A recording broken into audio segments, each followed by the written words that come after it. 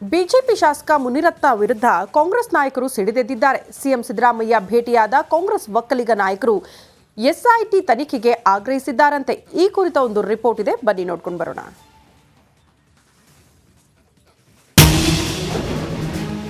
ಮುನಿರತ್ನ ವಿರುದ್ಧದ ಪ್ರಕರಣ ತನಿಖೆ ಎಸ್ಐಟಿ ಹೆಗಲಿಗೆ.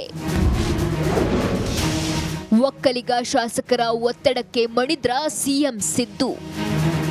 ಬಿಜೆಪಿ ಶಾಸಕ ಮುನಿರತ್ನ ವಿರುದ್ಧ ಕೇಳಿಬಂದಿರುವ ಆರೋಪಗಳ ತನಿಖೆಗೆ ಎಸ್ಐಟಿ ರಚನೆಗೆ ಸರ್ಕಾರ ಚಿಂತನೆ ಮಾಡಿದೆ. ಜಾತಿ ನಿಂದನೆ, ಗುತ್ತಿಗೆದಾರನಿಗೆ ಬೆದರಿಕೆ ಆರೋಪ, ರೇಪ್ ಕೇಸ್ಗಳು ದಾಖಲಾಗಿವೆ. ಹೀಗಾಗಿ ಒಕ್ಕಲಿಗ ಅಸ್ತ್ರ ಹಿಡಿದಿರುವ ಕಾಂಗ್ರೆಸ್ ನಾಯಕರು ಮುನಿರತ್ನ ವಿರುದ್ಧ ಎಸ್ಐಟಿ ತನಿಖೆ ಮಾಡಲು ಒತ್ತಾಯ ಮಾಡ್ತಿದ್ದಾರೆ.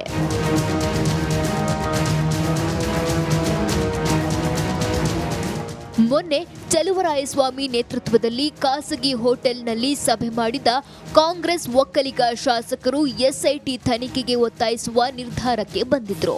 ಹೀಗಾಗಿ ನಿನ್ನೆ ಸಿಎಂ ಸಿದ್ದರಾಮಯ್ಯ ಭೇಟಿ ಮಾಡಿದ್ದ ಒಕ್ಕಲಿಗ ಸಚಿವರು ಶಾಸಕರ ನಿಯೋಗ ಸ್ಪೆಷಲ್ ಇನ್ವೆಸ್ಟಿಗೇಷನ್ ಮಾಡಲು ಮನವಿ ಸಲ್ಲಿಸಿದ್ರು. ನನಗೆ ಒಂದು ಮನವಿ ಕೊಟ್ಟಿದ್ದಾರೆ. ನಿನ್ನೆ ಭೇಟಿ ಮಾಡಿದರಂತೆ ಎಲ್ಲ ಒಕ್ಕೂಟ ಶಾಸಕರು, ಕಾಂಗ್ರೆಸ್ನ ಒಕ್ಕೂಟ ಶಾಸಕರು. ಅವರು ಏನಂತ ಹೇಳಿದ್ದಾರೆ ಅಂತಂದರೆ, ಮುನಿರತ್ನ ಅವ್ರ ಮೇಲೆ, ಶಾಸಕರ ಮೇಲೆ 3 ಕಂಪ್ಲೇಂಟ್ಗಳು ರಿಜಿಸ್ಟರ್ ಆಗಿದ್ದಾವೆ. ಅವನ್ನೆಲ್ಲ SIT ಕೊಡಿ ಅಂತ ಹೇಳ್ತಾ ಇದ್ದಾರೆ. ಆ ಡಿಮ್ಯಾಂಡನ್ನು ಇಟ್ಟಿದ್ದಾರೆ.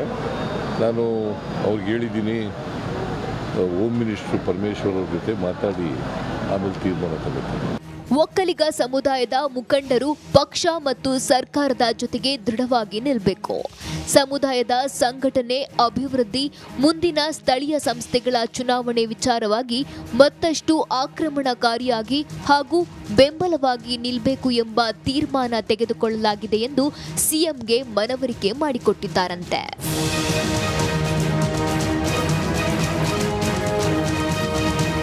ಇನ್ನು ಒಕ್ಕಲಿಗ ನಿಯೋಗ ಮನವಿ ಸ್ವೀಕಾರ ಮಾಡಿದ ಸಿಎಂ ಸಿದ್ದರಾಮಯ್ಯ ಗೃಹ ಸಚಿವರಿಗೆ ಸೂಚನೆ ನೀಡಿದ್ದಾರೆ.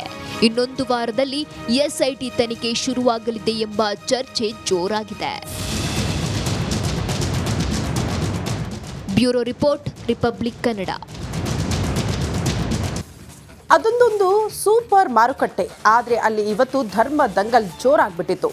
ದೇವರ ವಿಷಯದಲ್ಲಿಯೇ ಗಲಾಟೆ ಆಗಿದ್ದು ಯಾಕೆ? ಇಲ್ಲಿದೆ ನೋಡಿ ಆ ಕುರಿತ ರಿಪೋರ್ಟ್.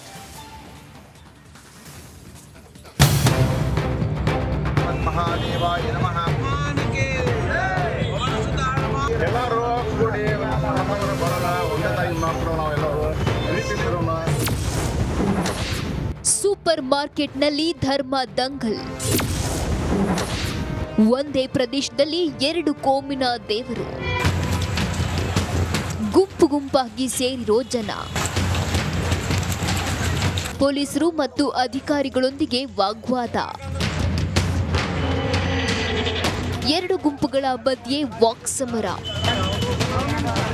ಇದು ಧಾರವಾಡದ ಸೂಪರ್ ಮಾರ್ಕೆಟ್ನಲ್ಲಿನ ಕಲ್ಲಿನ ಸಾಮಗ್ರಿಗಳ ಮಾರಾಟ ವಿಭಾಗದಲ್ಲಿನ ಖುಲ್ಲಾ ಜಾಗದಲ್ಲಿ ಕಂಡುಬಂದ ದೃಶ್ಯ.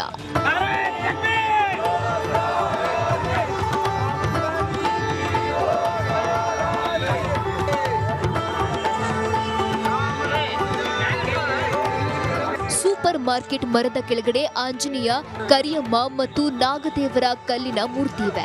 ಇದೇ ವೇಳೆ ಅದೇ ಜಾಗದಲ್ಲಿ ಮತ್ತೊಂದು ಮರದ ಕೆಳಗಡೆ ಮುಸ್ಲಿಂ ಸಮುದಾಯದವರು ಮೆಹಬೂಬಾ ಸುಭಾನಿ ದರ್ಗಾ ಅಂತ ನಾಮಫಲಕವನ್ನ ಇಟ್ಟಿದ್ದು ಕೋಲಾಹಲಕ್ಕೆ ಕಾರಣವಾಗಿದೆ. ಸಡನ್ಲಿ ಒಂದು 2 ತಿಂಗಳು ಅಷ್ಟು 2 ತಿಂಗಳ ಒಳಗೆ ಒಂದು ಹೊಸ ಕಲ್ ಬಂದು ಇಲ್ಲಿ ಮತ್ತೊಂದು ದರ್ಗಾ ಅಂತೇಳಿ ಬರೆಸಿಟ್ರು ಅವರು, ಸೂಪರ್ ಮಾರ್ಕೆಟ್ ದರ್ಗಾ ಅಂತೇಳಿ. ಅದು ಹೆಂಗೆ ಬರೆಸಿದ್ರು ಅಂತ ನಮ್ದು ಅಬ್ಜೆಕ್ಷನ್ ಹಾಕಿದ್ವಿ ನಾವು. ಹಿಂದೂ ಪರ ಸಂಘಟನೆಯವರು ನಾಮಫಲಕವನ್ನ ತೆರವುಗೊಳಿಸುವಂತೆ ಆಗ್ರಹಿಸಿದ್ರೆ, ಇತ್ತ ಹಿಂದೂ ದೇವರ ವಿಗ್ರಹಗಳನ್ನ ತೆರವುಗೊಳಿಸಿ ಅಂತ ಮುಸ್ಲಿಮರು ಆಗ್ರಹಿಸಿದ್ರು. ಇಲ್ಲಿ ನಮ್ಮಲ್ಲಿ ಜಾತಿ ಜಗಳ ಯಾವುದು ಬೇಡ, ನೀವು ತೆಗೀರಿ ಅವರು ತೆಗೀಲಿ ಅಂದಿದ್ದಕ್ಕೆ ನಾವು ತೆಗೆದ ಕಾಸ ಅವನ್ನ ದರ್ಗಾದ್ದು ಏನು ಕಲ್ಲಿದ್ದು ಅವನೊಂದು ದರ್ಗಾಕ್ಕೆ ನಾವು ಮುಡಿಸಿದ್ವಿ.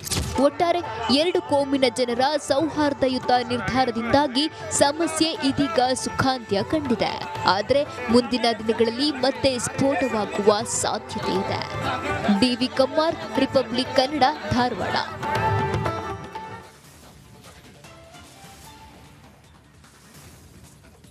ಗಂಗಾವಳಿ ನದಿಯಲ್ಲಿ ಮತ್ತೆ ಆಪರೇಷನ್ ಶುರುವಾಗಿದೆ. ಶಿರೂರಿನ ಭೂಕುಸಿತ ಸ್ಥಳದಲ್ಲಿ ಯಂತ್ರಗಳಿಂದ ಶೋಧ ಕಾರ್ಯಾಚರಣೆ ನಡೆಸಲಾಗ್ತಾ ಇದೆ.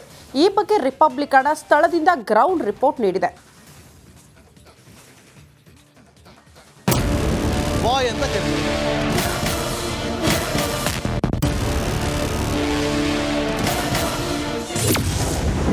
ಶಿರೂರು ದುರಂತ ಸಂಭವಿಸಿ ಇಂದಿಗೆ 66 ದಿನ.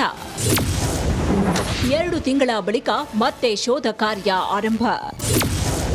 ದುರಂತ ಸ್ಥಳದಿಂದ ರಿಪಬ್ಲಿಕ್ ಕನ್ನಡ ಗ್ರೌಂಡ್ ರಿಪೋರ್ಟ್. ಇದು ಬಾರ್ಜ್ ಮಣ್ಣನ್ನ ಮೇಲೆ ಕೆತ್ತಿ ಇದರಲ್ಲಿ ಹಾಕ್ತಾರೆ. ತುಂಬಿದ ಬಳಿಕ ದೂರ ತಗೊಂಡೋಗಿ ಅದನ್ನ ಡಂಪ್ ಮಾಡ್ತಾರೆ.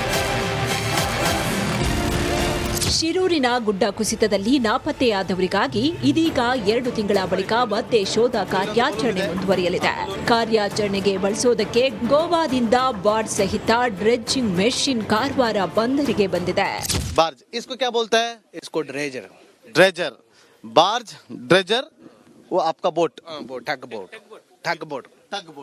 ಎಸ್ ನೋಡಿ, ಈಗ ಇವರೇ ಆಪರೇಟರ್ ರಾಘವೇಂದರ್ ಸಿಂಗ್ ಅಂತೇಳಿ ಅವರು ಹೇಳಿರುವಂತೆ ಇದು ಬಾರ್ಜ್ ಮಣ್ಣನ್ನ ಮೇಲೆ ಕೆತ್ತಿ ಇದರಲ್ಲಿ ಹಾಕ್ತಾರೆ. ತುಂಬಿದ ಬಳಿಕ ದೂರ ತಗೊಂಡೋಗಿ ಅದನ್ನ ಡಂಪ್ ಮಾಡ್ತಾರೆ. ये मशीन का नाम क्या है? ಬಾರ್ಜ್. ಓ ಬಾರ್ಜ್. ಈಗ ನಾವು ನಿಂತಿರೋದು ಡ್ರೆಜರ್. ಕಳೆದ ಜುಲೈ 16ರಂದು ಅಂಕೋಲಾದ ಶಿರೂರಿನಲ್ಲಿ ಬೃಹತ್ ಗುಡ್ಡ ಕುಸಿದು 16 ಮಂದಿ ಬಲಿಯಾಗಿದ್ರು. ಈ ಪೈಕಿ 8 ಮಂದಿಯ ಮೃತದೇಹ ಪತ್ತೆಯಾಗಿತ್ತು. ಇದರಲ್ಲಿ ಶಿರೂರಿನ ಜಗನ್ನಾಥ್ ನಾಯ್ಕ್, ಗಂಗೆಕೊಳ್ಳದ ಲೋಕೇಶ್ ನಾಯ್ಕ್ ಹಾಗೂ ಕೇರಳ ಮೂಲದ ಅರ್ಜುನ್ ಮೃತದೇಹ ಪತ್ತೆಯಾಗಬೇಕಾಗಿದೆ. ಗೋವಾದಿಂದ ಈ ಒಂದು ಲಕ್ಷಾಂತರ ರೂಪಾಯಿ ವೆಚ್ಚ ಮಾಡಿ ಈಗಾಗಲೇ ಡ್ರೆಡ್ಜಿಂಗ್ ಮಷಿನ್ ಮತ್ತು ಬಾರ್ಜು ಕೂಡ ಬಂದಿದೆ. ಇನ್ನೇನು ಕೆಲವೇ ಹೊತ್ತಿನಲ್ಲಿ ಈ ಒಂದು ನದಿಯಲ್ಲಿರುವ ಒಂದು ಡ್ರೆಡ್ಜಿಂಗ್ ಮಷಿನ್ಗಳ ಮೂಲಕ ಹೂಳನ್ನು ಎತ್ತುವ ಕೆಲಸಗಳು ಕೂಡ ಆಗುತ್ತೆ. ಆ ಪ್ರಯತ್ನದಲ್ಲಿ ನಾಪತ್ತೆಯಾಗಿರುವ ಅರ್ಜುನ್ ಆಗಿರಬಹುದು ಅಥವಾ ಜಗನ್ನಾಥ್ ನಾಯ್ಕ್ ಮತ್ತು ಲೋಕೇಶ್ ನಾಯ್ಕ್ ಅವರ ಮೃತದೇಹ ಪತ್ತೆ ಆಗಲಿ ಎಂಬ ಆಶಯದೊಂದಿಗೆ ಈ ಒಂದು ಕಾರ್ಯಾಚರಣೆ ನಡೀತಾ ಇದೆ. ಈಶ್ವರ ಮಲ್ಪೆ ಅವರ ತಂಡ ಶೋಧ ನಡೆಸಿದಾಗ ಲಾರಿ ಹಾಗೂ ಟ್ಯಾಂಕರ್ನ ಅವಶೇಷಗಳು ಪತ್ತೆಯಾಗಿದ್ವು. ಇದು ಲಾರಿಗೆ ಟ್ರಕ್ಗೆ ಕಟ್ಟಿರುವಂತ ಒಂದು ನೋಡಿ ಹಗ್ಗ ಇದೆ. ಟ್ರಕ್ಗೆ ಕಟ್ಟಿರುವಂತ ಒಂದು ಟ್ಯೂಬ್ ಇದು ಮಾರ್ಕ್ ಮಾಡಿ ಇಟ್ಕೊಂಡಿದ್ದಾರೆ. ನೋಡಿ, ಇಲ್ಲೊಂದು ಬಲೂನ್ ಇದೆ. ಆ ಬಲೂನ್ ಕೂಡ ನಿಮಗೆ ತೋರಿಸ್ತೀನಿ ಹತ್ತರಿಂದ. ನೋಡಿ, ಹತ್ತರಿಂದ ಬಲೂನ್ ಅನ್ನು ತೋರಿಸ್ತಾ ಇದೀವಿ. ಈ ಬಲೂನ್ ಅನ್ನು ಕೂಡ ಬಾಯ್ ಅಂತ ಕರೀತಾರೆ. ಅದನ್ನ ನೋಡಿ, ಬಾಯ್ ಅಂತ ಕರೀತಾರೆ. ಅಂದ್ರೆ ಒಂದು ಮಾರ್ಕ್ ಮಾಡ್ಕೊಂಡಿದ್ರೆ ಗುರುತು, ಐಡೆಂಟಿಟಿ. ಯಾಕಂದ್ರೆ ನದಿ ಒಳಗಡೆ ಎಲ್ಲಿ ಏನಿದೆ ಅಂತ ಗೊತ್ತಾಗೋದಿಲ್ಲ. ಹಾಗಾಗಿ ಈಶ್ವರ ಮಲ್ಪೆಯವರು ಕೆಳಭಾಗಕ್ಕೆ ಹೋಗಿ ಇದನ್ನ ಕಟ್ಟಿ ಬಂದಿರುವಂತ ಬಾಯ್. ಇದೀಗ ಮಳೆ ಕಡಿಮೆ ಆಗಿದೆ. ಜಿಲ್ಲಾಡಳಿತ ಹಾಗೂ ಸ್ಥಳೀಯ ಶಾಸಕರ ಪ್ರಯತ್ನದ ಫಲವಾಗಿ ಡ್ರೆಡ್ಜಿಂಗ್ ಮೆಷಿನ್ ಬಂದಿದೆ. ಪ್ರಾರ್ಥನೆ ಮಾಡ್ಕೊಂಡಿದ್ದೇನೆ. ಇವತ್ತು ಶುಕ್ರವಾರ, ಇವತ್ತು ನಮ್ಮಲ್ಲಿ ಸಂಕಷ್ಟಿ ಅಂತಾರೆ, ಚತುರ್ದಶಿ ಅಂತಾರೆ. ಇವತ್ತು ಈ ಕೆಲಸ ಖಂಡಿತ ಆಗ್ತದೆ ಅಂತ ನನಗೂ ಭಾವನೆ ಇದೆ.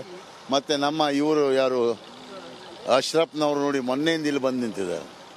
Is also working hard because of ಇದೇನು ಗೊತ್ತುಂಟಾ, ಇದು ನಾವು ಒಟ್ಟಿಗೆ ಒಂದು ಕೆಲಸ ಮಾಡುವಂಥ ಮನುಷ್ಯನಿಗೆ ಇಂಟ್ರೆಸ್ಟ್ ಇರಬೇಕು. ಮತ್ತು ನಮಗೆ ಇದಕ್ಕೆ ಇಂಟ್ರೆಸ್ಟ್ ಇರಲಿಕ್ಕೆ ಕಾರಣ ಏನು, ನಮಗೆ ಕೊಟ್ಟಂಥ ಸರ್ಕಾರ ಏನು, ಫ್ರೀ ಹ್ಯಾಂಡ್. ನಾ ಸರ್ಕಾರಕ್ಕೆ ಫಸ್ಟ್ ಸಲ್ಯೂಟ್ ಹೇಳ್ತೇನೆ. ಮೊನ್ನೆ CM ಇರ್ಬೋದು, DCM ಇರ್ಬೋದು, ಅವ್ರಿಗೆ ಫಸ್ಟ್ ನಾನು ಸಲ್ಯೂಟ್ ಅಂತ ಹೇಳ್ತೇನೆ. ಮತ್ತೆ ಇದೆಲ್ಲ ಮಾಡ್ತಾ ಇದ್ದೀನಿ. ಸದ್ಯ ಮತ್ತೆ ರೆಸ್ಕ್ಯೂ ಆಪರೇಷನ್ ನಡೆಯಲಿದ್ದು ಇದರ ಕ್ಷಣ ಕ್ಷಣದ ಗ್ರೌಂಡ್ ರಿಪೋರ್ಟ್ ರಿಪಬ್ಲಿಕ್ ಕನ್ನಡ ನೀಡಲಿದೆ.